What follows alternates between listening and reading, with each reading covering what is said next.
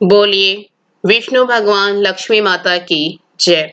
मैं आप सभी को ये बताना चाहती हूँ कि हमारे दो चैनल और भी हैं, मधुर भजन और आरती के लिए मन राय की और डेली जनरल नॉलेज की क्वेश्चंस के लिए लर्निंग बाय डूइंग। इन दोनों के लिंक डिस्क्रिप्शन बॉक्स में दे दिए हैं, एक बार आप जाकर देखिएगा जरूर। आज हम बैसाख मास महात्म अध्याय 6 का गुणगान करते हैं। अगर आपको अच्छा लगे तो लाइक शेयर सब्सक्राइब जरूर कीजिएगा। नारद जी बोले, हे राजन, बैसाख महीने में मार्ग चलने से व्याकुल और प्यासे मनुष्य को जो जलदान नहीं करते वह पक्षी की योनि पाते हैं। उदाहरण के लिए हम ब्राह्मण और घर की छिपकली का प्राचीन इतिहास कहते हैं। यह परम अद्भुत संवाद है। प्राचीन काल में इक्ष्वाकु के वंश में हेमांग नामक एक राजा हुआ। वह ब्राह्मणों का भक्त, अनिंदक, जित शत्रु और जितेंद्रिय था। पृथ्वी में जितने बालू के कण, समुद्र में जितने जल के बिंदु हैं और आकाश में जितने तारागण हैं, उतने ही गो उस राजा ने दान की। उसने बहुत से यज्ञ किए। उन यज्ञों की कुशाओं से पृथ्वी पर कुशा ही कुशा दिखाई देने लगी तथा गो, भूमि, तिल और स्वर्ण दान से बहुत से ब्राह्मणों को प्रसन्न किया। कोई ऐसा दान नहीं जो उसने नहीं किया, परंतु हे राजन, सुख की इच्छा करने वाले उस राजा ने एक जल दान नहीं किया। ब्रह्मपुत्र महात्मा वशिष्ठ जी ने उसे ज्ञान भी कराया कि जल दान करो, परंतु उसने दुर्बुद्धि और हेतुवाद से कहा कि जल तो बिना मूल्य ही मिलता है, इसे दान करने वाले को क्या फल मिलेगा। ऐसी अनेक बातें कही और ब्राह्मण को जल दान नहीं किया और कहने लगा कि अल्भय वस्तु दान करने से पुण्य मिलता है और यही ठीक भी है। वह राजा लूले, लंगड़े, दरिद्री और जीविकाहीन ब्राह्मणों की सेवा तो करता था, किंतु वेद पाठी, तत्वज्ञानी और ब्रह्मवादियों की पूजा नहीं करता था। वह राजा कहा करता था कि विख्यात ब्राह्मणों की पूजा सेवा तो सब ही करते हैं, परंतु अनाथ, बिना पढ़े लिखे, लूले, लंगड़े ब्राह्मण और दरिद्रियों की बड़ी दुर्गति है। अतएव ऐसे ही लोग मेरी दया के पात्र हैं। इस प्रकार वह दुर्बुद्धि कुपात्रों को दान देता रहा।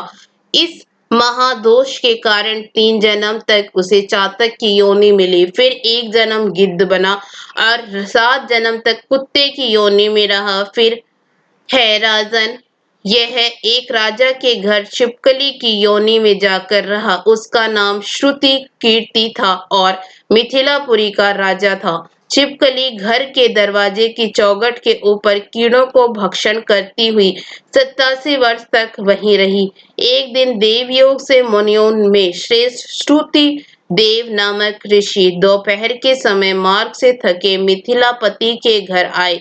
ऋषि को देखकर राजा अत्यंत प्रसन्न होकर सहसा उठकर बड़े आदर सत्कार से मधुपकादि से पूजन कर चरण धोने लगा और चरणोदक को अपने मस्तक पर छिड़का। तब देव योग से एक बूंद जल उस छिपकली पर गिर पड़ा। जल की बूंद पड़ते ही उसे ज्ञान हो गया और नाना योनियों में दुखों से दुखित हो ब्राह्मण देवता से हाय हाय कर कहने लगी कि हे ब्राह्मण, मेरी रक्षा करो। एक छिपकली का ऐसा शब्द सुनकर ब्राह्मण को बड़ा आश्चर्य हुआ और वह कहने लगा, हे गोधा, तू कहाँ है? क्यों विलाप करता है? तेरा यह दशा कैसे हुई है? तू देवता है कि पुरुष है या कोई राजा है अथवा ब्राह्मण? हे महाभाग, तू कौन है? कह तो सही, मैं आज ही तेरा उद्धार करूंगा। ऋषि की ऐसी बात सुन वह राजा महामतिमान श्रुति देव जी से कहने लगा, हे ब्राह्मण, मेरा जन्म इक्ष्वाकु कुल में हुआ था और मैं वेद शास्त्रों का पूर्ण ज्ञाता था। पृथ्वी में जितने रज के कण हैं, जितने जल के बूंद हैं, जितने आकाश में तारागण हैं, उतनी ही गो मैंने दान की। मैंने सभी यज्ञ किए, वापी, कूप और तालाब बनवाए, अनेकों दान दिए और धर्म पूर्वक राज्य भी किया। तो भी मेरी ऐसी दुर्गति हुई और मुझे स्वर्ग न मिला। 3 जन्म तक मुझे चातक योनि मिली और 1 जन्म में गिद्ध हुआ। फिर 7 जन्म तक कुत्ते की योनि पाई। अभी यह राजा आपक चरणोदक को छिड़क रहा था, तब एक बूंद उछलकर मेरे ऊपर आ पड़ी। उसी के पड़ने से मुझे पूर्व जन्म का स्मरण हो आया और मेरे सब पाप दूर हो गए हैं। हे द्विजवर, 28 जन्म तक मुझे छिपकली की योनि भोगनी पड़ी। तरह तरह की देवी सृष्टि दिखाई देती है, अतः अब मैं इन जन्मों से डरता हूँ। हे द्विज, मेरी यह दशा कैसे हुई, यह विस्तार से कहिए।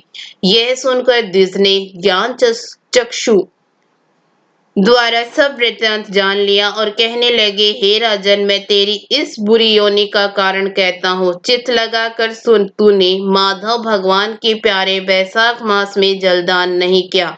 तूने जल को सुलभ समझकर यह निश्चय कर लिया कि यह बिना मूल्य का है, अतः मार्ग में चलने वाले और धूप से पीड़ित ब्राह्मणों को जलदान नहीं किया। साथ ही पात्रों को छोड़ कुपात्रों को दान किया। जलती हुई अग्नि को छोड़ क्या कोई राख में भी हवन करता है? प्राय बताए हुए सुगंधादि से युक्त कांटेदार वृक्षों का कोई भी पूजन नहीं करता। सब वृक्षों से में पीपल की ही पूजा होती है। तुलसी को छोड़कर कटेरी का पूजन क्यों नहीं करती? पूज्यता के विषय में अनाथ की आवश्यकता नहीं है। लूले लंगड़े केवल दया के पात्र हैं, पूज्य नहीं। तपस्वी, ज्ञानी, वेदादि शास्त्रों के ज्ञाता ये विष्णु भगवान के स्वरूप हैं, अतएव वे सदा पूज्य हैं। इनमें भी ज्ञानी ब्राह्मण सदैव ही विष्णु भगवान को अत्यंत प्यारे हैं। इसी कारण से ज्ञानी ही सदा पूज्यों में भी अधिक पूज्यतम है और साधु महात्माओं की अवज्ञा इस लोक और परलोक दोनों में दुखदायी है। महापुरुषों की सेवा ही धर्म, अर्थ, मोक्ष का कारण है। ऐसे ही करोड़ों अंत जाति कृत व्याकृत्य को नहीं देखते। ऐसे मंद आश्रम के लोगों की संगति से कुछ नहीं मिलता है। वैसे ही जल में तीर्थ और मिट्टी अथवा पत्थर के बने देवताओं से भी तत्काल कुछ लाभ नहीं होता है। ये तो बहुत काल में पवित्र करते हैं, किंतु साधु महात्मा दर्शन से ही पवित्र कर देते हैं। साधु सेवा से कोई सुशिक्षित पुरुष दुखी नहीं होता। जैसे अमृत पान करने से जन्म मरण वृद्धावस्था आदि दुख नहीं देते। तूने जलदान नहीं किया, न साधुओं की सेवा ही की है। हे इच्छावाकु नंदन, इसी से तेरी यह दुर्गति हुई है। वैशाख में जो मैंने पुण्य किया है वह तेरी शांति के लिए तुझे दूंगा। इसके प्रताप से भूत, भविष्य और वर्तमान कर्मों के संस्कार दूर हो जाएंगे। ऐसा कहे जल स्पर्श कर सर्वोत्तम पुण्य का फल दे दिया। इस तरह जब उस ब्राह्मण ने बैसाख में एक दिन के स्नान का फल उसे दिया, तब उसके सब पाप दूर हो गए और छिपकली की योनि त्याग कर दिव्य विमान पर चढ़ दिव्य माला, वस्त्र और आभूषण पहन मिथिलापुरी में के महल में सब प्राणियों को देखते देखते हाथ जोड़ परिक्रमा दे नमस्कार कर आज्ञा ले स्वर्ग को चला गया। देवता लोग उसकी स्तुति करने लगे। वहां 10,000 वर्ष तक अनेक भोगों को भोग कर वहीं राजा इक्ष्वाकु के वंश के महाप्रभावशाली काकुत स्थय नाम से पैदा हुआ और सप्त दीपवती पृथ्वी का पालन करता हुआ बड़ा ब्राह्मण ने साधु सेवी इंद्र का सखा और विष्णु का अंश हुआ।